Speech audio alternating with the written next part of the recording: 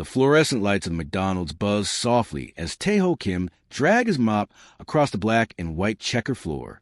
His hands were rough and scarred from years of hard work, and his hair had turned gray at the temples. He was 43 years old now, and this night shift job had been his life for the past 7 years. The clock on the wall showed 3:17 in the morning. This was the quietest time of night in Seattle. Even the drunk people had gone home. The streets outside were empty and silent. Tae-ho liked this peaceful hour, when he could work without interruption. He gathered the heavy trash bags and headed toward the back door. The cold night air hit his face as he stepped outside. He walked toward the dumpster, carrying the bags in both hands. That was when he heard it. A strange sound floated through the darkness. It was like wind chimes tinkling in a breeze, but mixed with the soft cry of a kitten. Tae-ho stopped walking. He stood very still and listened carefully. There was again. The sound was coming from behind the big green dumpster. Tae-ho dropped the trash bags. They hit the ground with a dull thud. He walked slowly around the dumpster, his heart beating faster. What could be making such a weird sound? What he saw made him freeze in shock. There, curled up in a nest made of old newspapers and torn cardboard, was a creature unlike anything Tae-ho had ever seen. It was small, about the size of a house cat, but it was definitely not a cat. The creature had scales that covered its entire body. The scales shimmered and changed colors in the dim light from the street lamp. They shifted from deep purple to midnight blue, like oil floating on water. The creature had tiny wings that looked as thin as paper. They trembled against its small body. Tae-ho could see that the creature was very sick. Its body was so thin that he could count every rib through the scales. Each breath it took seemed to hurt. The creature's chest moved up and down slowly, struggling for air. Then the creature opened its eyes and looked directly at Tae-ho. Those eyes were not animal eyes. They were too smart, too aware, too human-like. They were large and golden, and they stared at Tae-ho with such desperate hunger that it broke his heart. The creature made that wind chime sound again, but this time it was weaker, sadder. It was dying. Tae-ho knew this as clearly as he knew his own name. "What are you?" Tae-ho whispered into the cold night air. The creature tried to lift its head toward him, but failed. It was too weak. Its tiny wings twitched once, then fell still.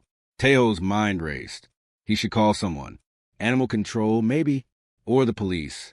This thing, whatever it was, it could not be from Earth. It had to be dangerous. It could be diseased. But then the creature's eyes met his again, and Tae-ho saw something in those golden eyes that he recognized. He saw abandonment. He saw loneliness.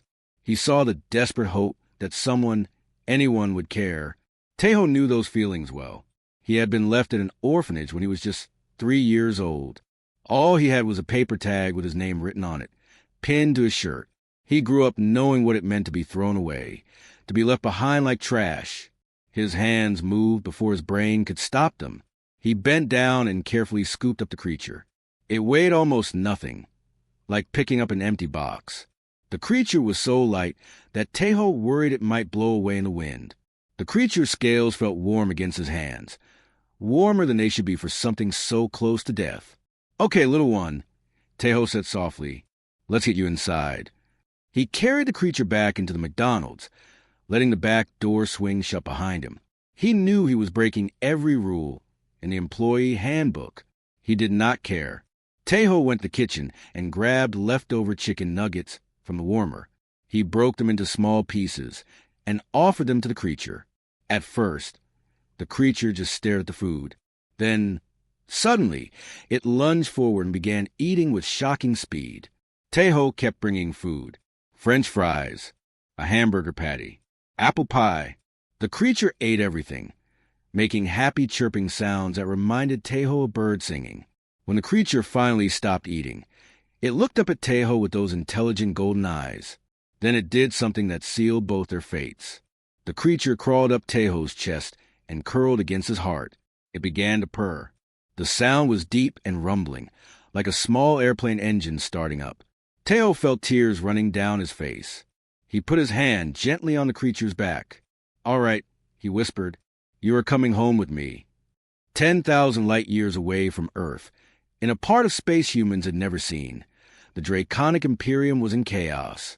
The entire empire was searching, hunting, desperate to find what they had lost. General Ravik stood on the bridge of the massive spaceship, called Eternal Flame. His body was tense with anger that he could barely control. In his true form, Ravik was terrifying to look at. He was made of living fire and black scales as hard as diamonds. But right now, he wore a different shape. He looked like a tall human man with dark hair and eyes that glowed with a soft amber light. His hands gripped the metal railing so hard that it began to melt under his fingers. "Still nothing?" he asked in a voice that made everyone on the bridge flinch. Commander Hannah stood nearby. She was also a dragon, but she looked like a young human woman with long black hair. She bowed her head respectfully, afraid to meet the general's burning eyes. "The seers sense that the prince is alive, General," Hannah said carefully. "But the planet called Earth has many electromagnetic fields. Radio waves, television signals, Wi-Fi, cell phones, all of it creates interference. The seers say it is like trying to find one small candle in the middle of a forest fire." Ravik slammed his fist down on the control panel. The entire bridge shook. Sparks flew from the spot where his fist had landed, and a small fire started before the automatic systems put it out. 3 months, Ravik growled. "Prince Veyron has been missing for 3 months. The other crew members on the bridge worked silently, their heads down. No one wanted to attract the general's attention when he was this angry. Hannah took a small step forward. "General, perhaps we should expand the search grid to the southern hemisphere. We have been focusing on the northern cities, but we have searched everywhere." Ravik roared. His human disguise flickered for a moment, and flames danced across his skin. "Every major city on that primitive planet, every town, every village, and still we cannot find him. The story of how they lost the prince was simple, but the consequences were terrible. Prince Veyron was the youngest son of Emperor Vrax the Eternal. He was the Emperor's favorite child, gentle and kind in a culture that valued strength and conquest above all else. 3 months ago, the prince had been sent to Earth for his coming-of-age trial. It was an old tradition among the dragons. A young dragon, barely more than a hatchling, would be sent to a primitive world. They would take their smallest, weakest form. They would have to survive alone for 1 full moon cycle, 1 month, without any help. This was supposed to teach them humility and strength. Prince Veyron had been placed on Earth. The plan was simple. After 1 month, a portal would open and bring him home. But something went wrong. A spatial anomaly, a tear in the fabric of space itself, had appeared at the exact moment the portal was supposed to activate. The retrieval system failed. The portal never opened, and Prince Veyron, alone and in his weakest form, had simply vanished. Now, the Emperor was going mad with grief and rage. "How is the Emperor?" Ravik asked quietly. Hannah's face became sad. He sits on his throne and stares at the stars. He barely eats. He barely speaks. Yesterday, he ordered the destruction of an entire moon because someone suggested that the prince might be dead. Ravik closed his eyes. He had served Emperor Vrax for 300 years. He had never seen the Emperor like this. "The political situation?" he asked. "Growing worse every day," Hannah replied. "Duke Duros and his faction are spreading rumors. They say the prince is dead. They say the Emperor is too weak to rule. They whisper that perhaps a new dynasty should rise from the ashes of the old." "Traitors," Ravik hissed. "Opportunists," Hannah corrected gently. "They see weakness and they move to exploit it. That is the way of our people." Ravik hated that she was right. Dragons were creatures of power and dominance. When a leader showed weakness, others challenged them. It was natural law in their culture. The Galactic Council? Ravik asked. "They have forbidden us from revealing ourselves to humans. Earth is a protected pre-contact world. If we break the rules, the Council will intervene militarily." "Let them try," Ravik snarled. "General," Hannah said carefully, "the Emperor already threatened to burn human cities to ash if the prince was not found. It took the full Council fleet arriving at our borders to make him reconsider. If we act rashly now—" "I know," Ravik interrupted. He took a deep breath, trying to calm himself. "I know." He walked to the large window that showed the view of space. Somewhere out there, hidden among 8 billion humans on that little blue planet, was their prince. Increase the search teams, Ravik ordered. I want dragons in every city. Use human disguises. Search every building if you must. The prince is out there, and we will find him. Yes, General, Hannah said. She paused, then added quietly. And if the humans discover us? Ravik's eyes blazed with amber fire. Then we will deal with that problem when it comes. But nothing, not the Galactic Council, not human governments, nothing will stop us from finding our prince. He turned back to the view of Earth below, that small blue and green world spinning peacefully in the darkness of space. Somewhere down there was Prince Veyron, and Ravik would tear that entire planet apart if he had to, just to bring the prince home. 6 weeks had passed since Tejo brought the strange creature home. He had named it Nugget, after the chicken nuggets that saved its life. Now, sitting in his small apartment, Tejo could hardly believe how much had changed. Okay, say it one more time. Tejo encouraged, holding up a French fry. MC, done. LDs, Nugget said slowly, his forked tongue struggling to make the sounds correctly. Tejo laughed and patted the dragon's massive head. Nugget was now the size of a horse. His scales gleamed like polished purple jewels under the apartment lights. They were beautiful but also frightening. This creature was clearly not meant to be kept in a tiny studio apartment. They had stopped going to work together 2 weeks ago. At first, Nugget could hide himself with some kind of magic shimmer that made people see him as a large dog. But as he grew bigger and bigger, the magic stopped working. Now, he was simply too large to hide. You are getting really good at talking, Tejo said proudly, offering another French fry. Nugget took it delicately with his clawed hand and ate it with obvious pleasure. But then Tejo's smile faded. He sat down on his old couch and looked seriously at his unusual friend. Nugget, you still have not told me where you really came from, he said gently. Nugget's bright golden eyes became dim and sad. He lowered his massive head until it rested on his front legs. His wings, which were now large enough to barely fit in a room, drooped down. Sky, Nugget said quietly. Stars. I was testing, proving, but failed. Portal broke. Lost. Tejo leaned forward. Testing what? What do you mean? Strength. Survival. To be worthy.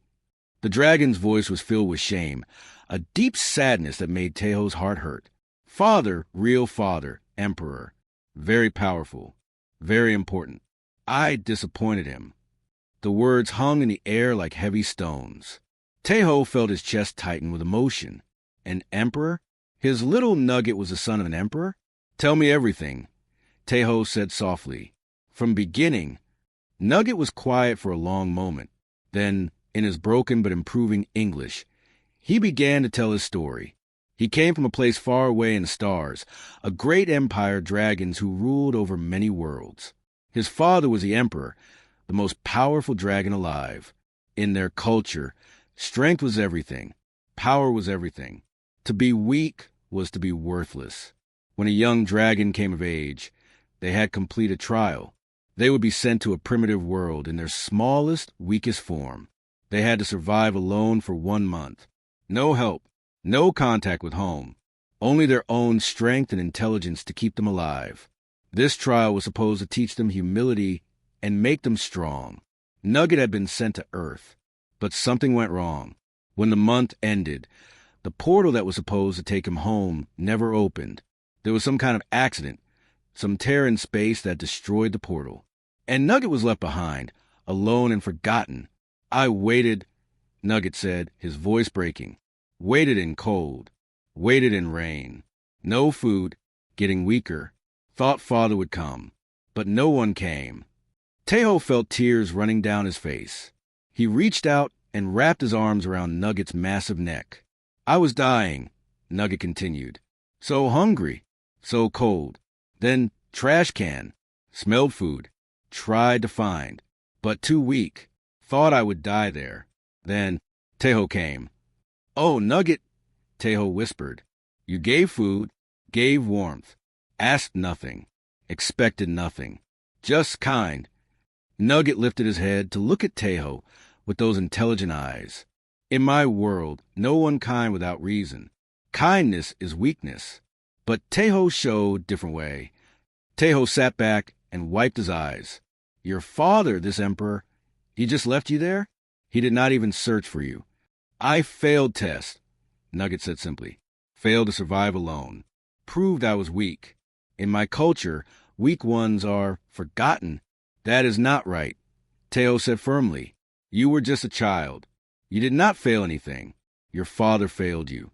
Nugget's eyes widened. No one had ever said such a thing to him before. In his world, the emperor was always right. The strong were always right. Questioning this was unthinkable. But tradition, Nugget began. I do not care about tradition, Teho interrupted. Tradition does not matter if it hurts people. You were a child, Nugget. You deserve to be protected, to be loved, to be safe. Any father who would abandon their child like that is not much of a father at all. These words shook something deep inside Nugget. His entire life, he had been taught that strength meant dominance, that love was weakness, that survival was everything. But Teho, this poor human who lived in a tiny apartment and worked cleaning floors, had shown him something completely different. Teho had shared his last food with a dying stranger. He had given up his own comfort to make Nugget comfortable. He worked extra hours to buy food for both of them. He taught Nugget to read, to speak, to think. He asked for nothing in return. This was a kind of strength that Nugget had never known existed. Teho is good father, Nugget said finally, his voice filled with emotion. Better father than emperor. Teho smiled through his tears. And you are my son, Nugget. I do not care if your real father is an emperor or a king or a god. You are my family now. Nugget made a sound like a purr mixed with a sob. He curled his massive body around Teho protectively, his wings forming a shelter around them both. Outside the apartment window, the stars twinkled in the night sky. Somewhere up there was Nugget's birth father, ruling an empire that valued power above all else. But here, in this small apartment in Seattle, a dragon prince had learned that true strength came from love, not conquest. And that lesson would change everything. The window exploded inward at dawn. Glass shattered into 1,000 pieces, flying through the air like deadly rain. Teho jerked awake from his sleep on the couch, his heart jumping into his throat. A dark figure landed in the middle of his apartment with a heavy thud that shook the entire floor. It was a man, tall and imposing. He stood well over 6 feet. He had dark hair and wore strange clothes that looked like they were made from black metal. But it was his eyes that made Teho freeze in terror. They glowed like molten gold, burning with an inner fire that was not human. The man's gaze swept across the room and locked onto Nugget, who had been sleeping near Teho. The stranger's face changed from determination to shock, then to joy. Prince Varan, the man said in a language Teho had never heard before. It sounded like rocks grinding together mixed with a roar of fire. His voice was filled with respect and relief. Your father has been searching. Back! Nugget roared. The sound was deafening. The entire apartment shook violently. Windows that had not already broken now cracked. The walls trembled. Teho's ears rang from a volume. Nugget moved with terrifying speed. One moment he was lying down. The next he was standing between the stranger and Teho, his massive body forming a protective wall. His wings spread wide, blocking the stranger's view of Teho completely. His scales bristled and began to glow with a purple light. Smoke curled from his nostrils. The stranger's golden eyes went wide with shock. His mouth fell open slightly. The prince was defending a human? This made no sense. Nugget, what is happening? Teho asked, his voice shaking with fear. His heart was hammering so hard he thought it might break through his ribs. Nugget did not take his eyes off the stranger. Danger, he growled. This one wants to take Nugget away. Away from father. The tall man seemed to recover from his shock. He straightened his shoulders and spoke again, this time in English. His accent was strange, like someone who had learned the language from books, but never actually spoken it to real people. I am General Ravik of the Imperial Fleet, he announced. His voice was deep and commanding. This creature you call Nugget is Prince Varan, youngest son of Emperor Vrax the Eternal. He must return to the Draconic Imperium immediately. Each word felt like a hammer blow to Teho's chest. Prince, Emperor, Imperium. His nugget was royalty? His gentle friend who struggled to say McDonald's correctly was a prince from the stars? You are lying, Teho whispered. But even as he said it, he knew it was true. It explained everything. The scales, the wings, the impossible intelligence, the way Nugget had mentioned his father was an emperor. The emperor himself comes, Ravik continued, his golden eyes fixed on Nugget. You have 1 hour to prepare Prince Veron for transport. We will... No, Nugget said firmly. The word was simple, but carried absolute conviction. Ravik blinked. His expression showed complete confusion. What? Nugget stays. With Teho, real father. Prince Veron, your father is the Emperor of the Draconic Imperium. He rules over 1,000 worlds. He commands fleets that can destroy planets. You cannot. Emperor left Nugget to die. Nugget's roar shook the building again.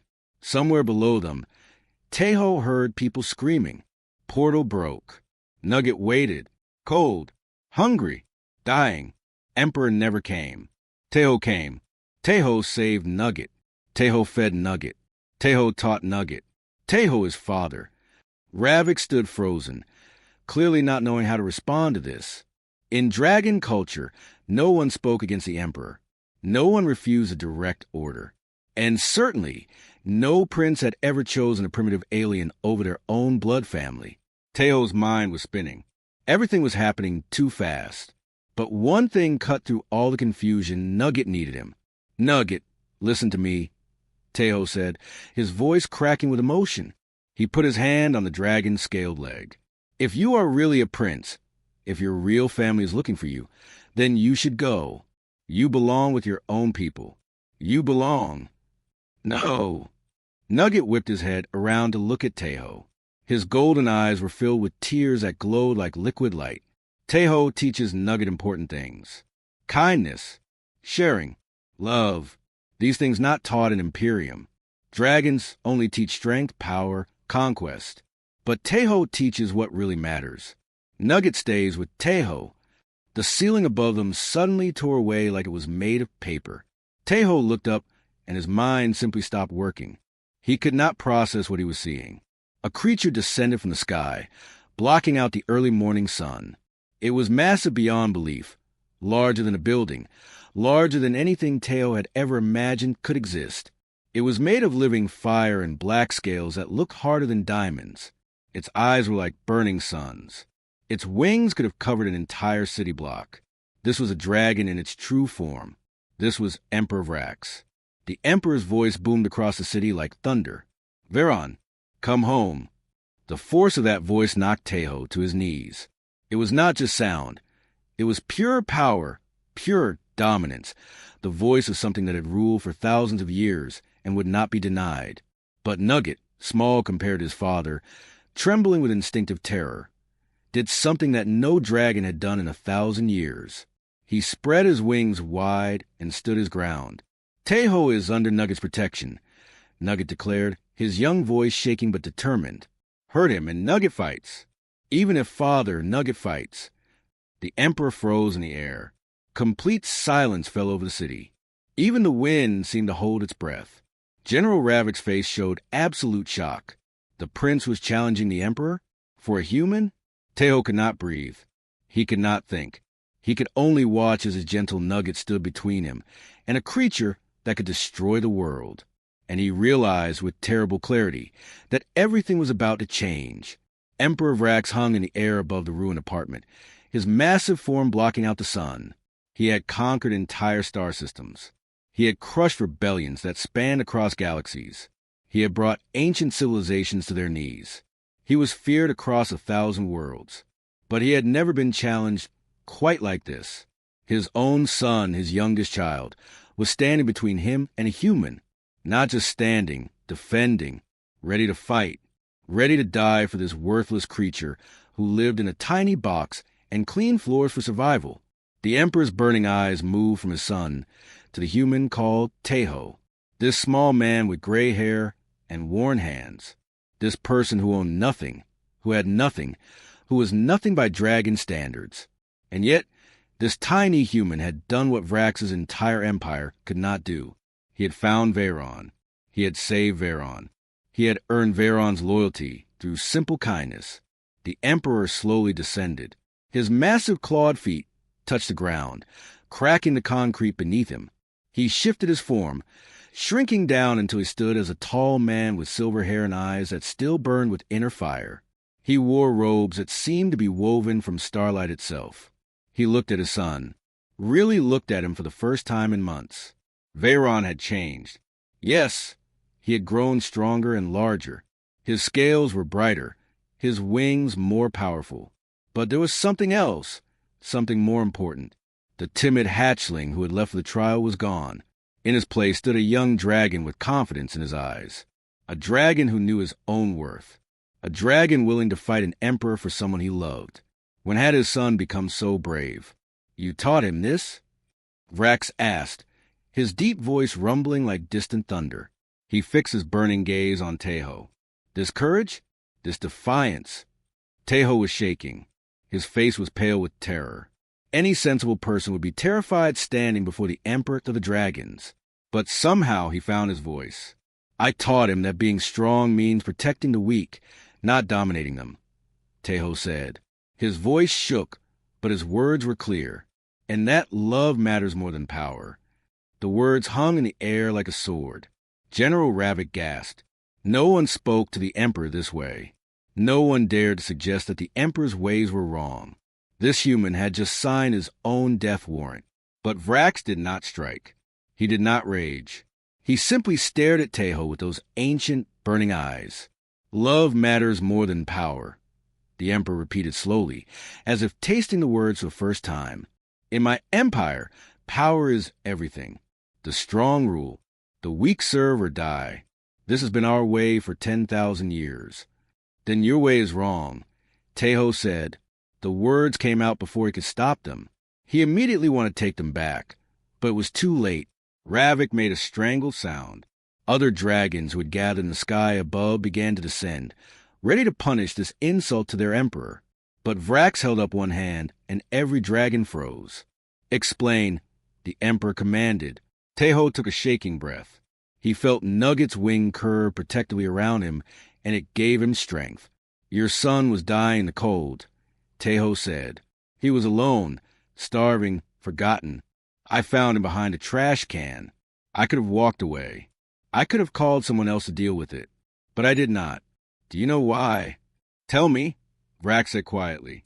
Because I know what it feels like to be abandoned. Tejo continued, tears running down his face now. I grew up in an orphanage. No parents. No family. Just a name tag pinned to my shirt. I know what it means to be thrown away like garbage. So when I saw your son dying, I could not leave him. Not because I wanted something from him.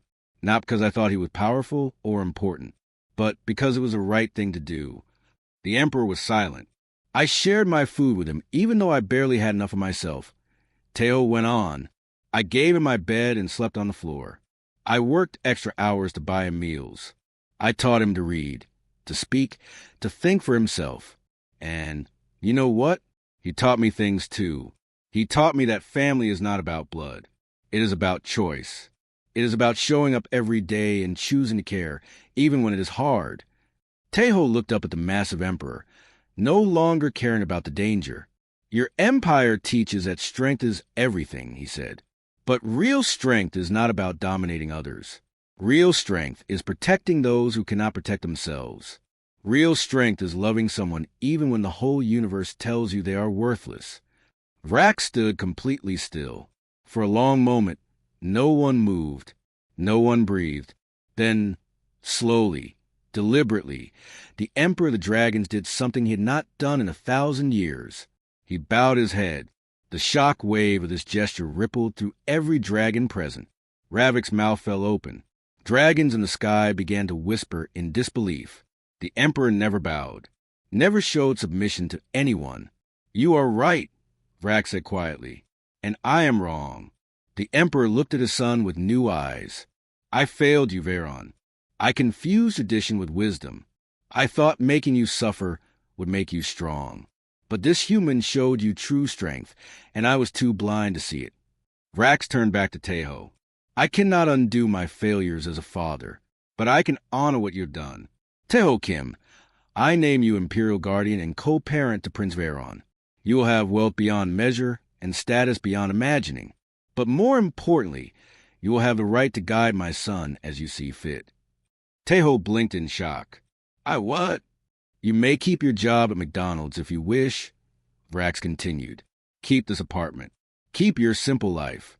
But you will also be recognized across the Empire as Veron's father, with all the rights and honors that title brings.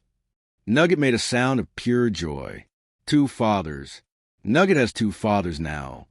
He nuzzled both men, his tail wagging like an excited puppy despite his massive size. Teho looked at the Emperor, then at Nugget, then back at the Emperor. Slowly, he began to laugh. It was a laugh of someone who could not quite believe what was happening. Okay, he said finally. Okay, but Nugget still has to finish learning to read, and he needs to study math.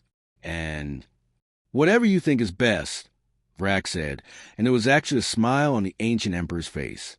The story of how Earth made first contact with aliens became legend across the galaxy. It did not happen through governments or militaries or grand diplomatic missions.